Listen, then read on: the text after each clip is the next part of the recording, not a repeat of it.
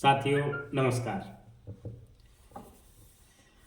आज फिर मैं एक नया प्रेरक प्रसंग, नई कहानी लेकर के आपके समक्ष उपस्थित हूँ।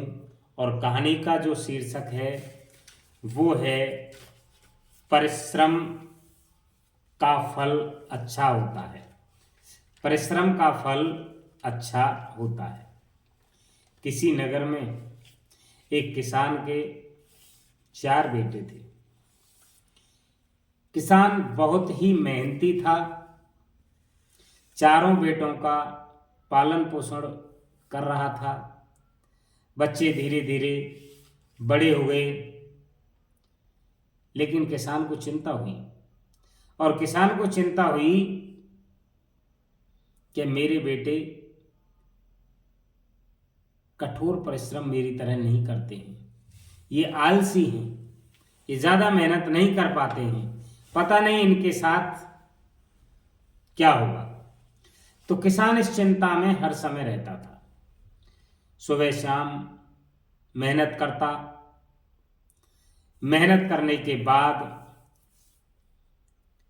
शाम को जैसे ही उसको समय मिलता तो चारों बेटों के बारे में सोचने लग जाता था। मित्रों, समय निकलता गया। किसान को और ज्यादा चिंता सताने लगी और किसान की उम्र ढलती जा रही थी। एक दिन किसान की तबीयत ज्यादा खराब हो गई। किसान ने अपने चारों बेटों को बुलाया और कहा, बेटा, मेरा अब अंत समय चल रहा है, इसलिए खेतों में आपको ज्यादा से ज्यादा मेहनत करनी होगी। मित्रों, चारों बेटों ने सुना। पहले की तरह सुनकर के इस कान से सुना और इस कान से निकाल दिया। किसान बहुत चिंतित हुआ। फिर उनको तुरंत बुलाया। बोले, बेटा, एक बात और कहना भूल गया मैं। बोले, वो क्या बात है पिताजी? बोले, बात ये है कि मैंने अपने जीवन में बहुत मेहनत की और बहुत कष्ट उठाए। इतनी मेहनत करने के बावजूद मैंने बहुत सारा सोना चांदी भी इकट्ठा किया, और इकट्ठा करने के बाद मैंने उसको कहीं खेत में गाड़ दिया। खेत में गाड़ने के बाद मुझे आवश्यकता हुई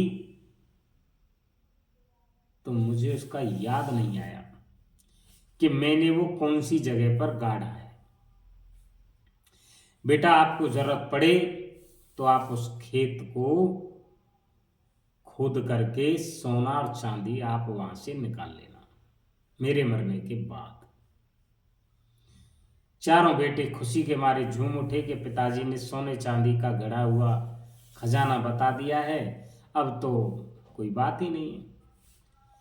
मित्रों, कुछ दिन बाद वो किसान मर जाता है। किसान के स्वर्गवास जाने के बाद चारों बेटे खूब आलसी होते हैं। आलस बढ़ता जाता है, क्योंकि किसान जो बच्चों को पाल रहा था, उनसे जो आय होती थी, किसान जो कमाता था, वो कमाई भी बंद हो गई। अब तो किसान के बेटे भूख और प्यास से परेशान होने लगे। खर्चे बराबर थे, आय की कमी हो गई। मित्रों, चारों बेटों ने इस बात का निर्णय लिया कि क्यों ना हम पिताजी के गढ़े हुए खजाने को खोद लें। चारों बेटे जब खेत पर पहुंचे खजाना खोदने के लिए, तो निश्चय कर लिया कि आप यहां तक खोदिए, मैं यहां तक खोदूंगा, मैं यहां तक खोदूंगा। चारों भाइयों ने जगह जगह बांट ली खजाना, धन खोदने के लिए। पूरा दिन बीत गया मित्रों, पर कहीं कोई सोना चांदी नहीं निकला। चारों लड़के पिताजी के मित्र के पास पहुंचे। बोले, अंकल जी, इस तरीके से हमारे पिताजी कह के गए थे, क्या आपको पता है कि कहाँ उन्होंने धन को गाड़ा हुआ है?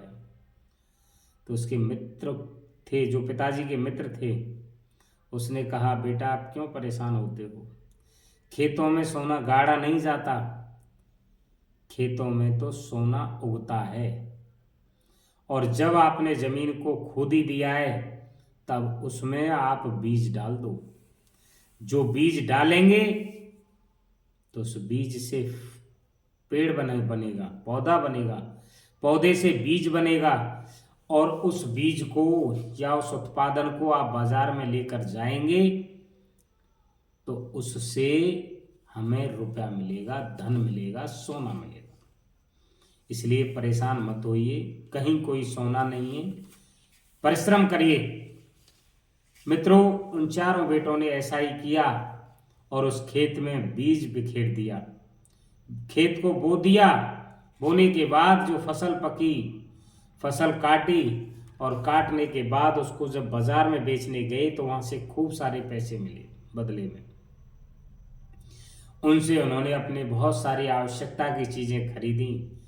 तो मित्रों, इस कहानी से कहने का मेरा उद्देश्य यही है कि परिश्रम ही सफलता की कुंजी है।